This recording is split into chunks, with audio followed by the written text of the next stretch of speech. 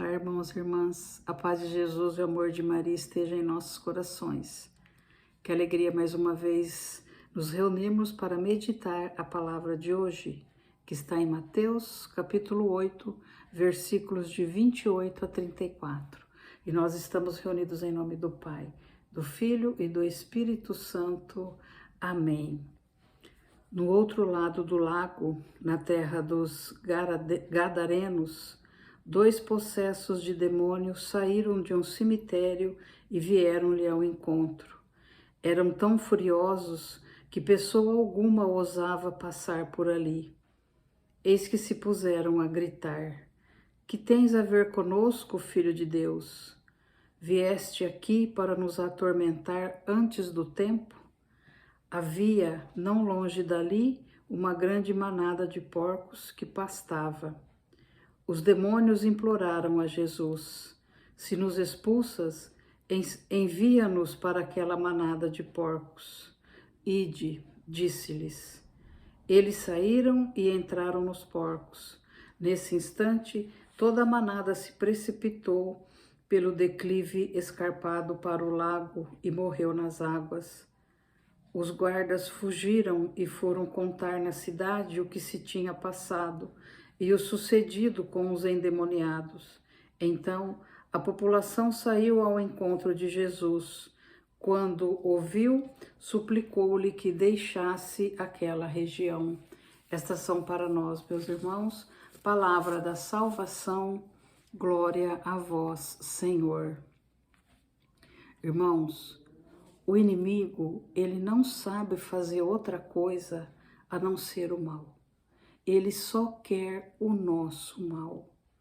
A ira do inimigo é para destruir o que Deus mais ama, para destruir aquilo que Deus, através da morte de Jesus, tornou livre para sempre, para todo sempre, livre, que somos nós. Nós, filhos de Deus. E, irmãos, o desejo de Deus, o sonho do Senhor, é fazer morada em cada um de nós, fazer morada no nosso coração, para que nada, mas nada neste mundo nos afaste do seu amor, do amor de Deus, para que nada tome o lugar de Deus em nosso coração.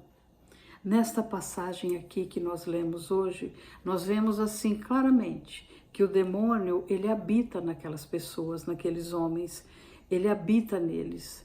Tanto que aqui a palavra fala que eles moram em túmulos, eles moram no cemitério. Então, eles já estão praticamente mortos, porque o demônio habita neles. O demônio, irmãos, ele é traiçoeiro, ele é o pai da mentira.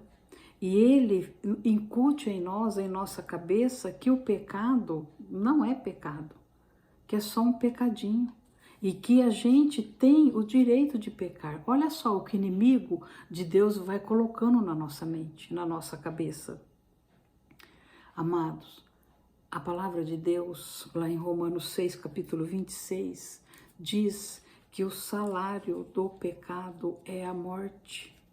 Entende, irmãos? O pecado mortal. O pecado consciente, aquilo que a gente peca consciente, que a gente peca e está sabendo que está pecando. Esse pecado, ele nos esvazia, ele nos afasta de Deus, ele vai deixando brechas e o inimigo, ele vai entrando e vai nos deixando longe de Deus, a ponto da gente ficar assim envergonhado de estar diante de Jesus. Isso o inimigo de Deus faz conosco quando a gente deixa brecha. Mas olha, irmãos, escuta uma coisa, olha aqui, o inimigo, o demônio, ele sabe perfeitamente que ele não tem nenhum poder sobre nós. Olha lá o que diz o versículo 31, os demônios imploraram a Jesus. O inimigo, ele sabe o poder de Jesus, ele conhece o poder de Deus, ele sabe que Deus nos criou para a vida eterna, ele sabe que Deus deu seu único filho para nos salvar, para a nossa salvação. O inimigo sabe que na cruz ele foi derrotado, que Jesus o derrotou na cruz. Ele sabe que nós somos obra-prima do Senhor. Ele sabe do amor de Deus por nós, por isso que ele nos tenta. O inimigo, ele sabe que nós estamos blindados no amor misericordioso de Deus. Então ele nos tenta cada vez mais. Sabe, irmãos, o inimigo sabe que nós somos pertença do Senhor.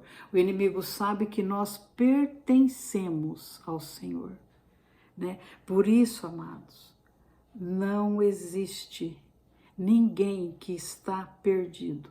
Não existe caso perdido para o Senhor, não existe, porque o Senhor, ele luta por nós, para que a gente possa fechar o coração para o mal.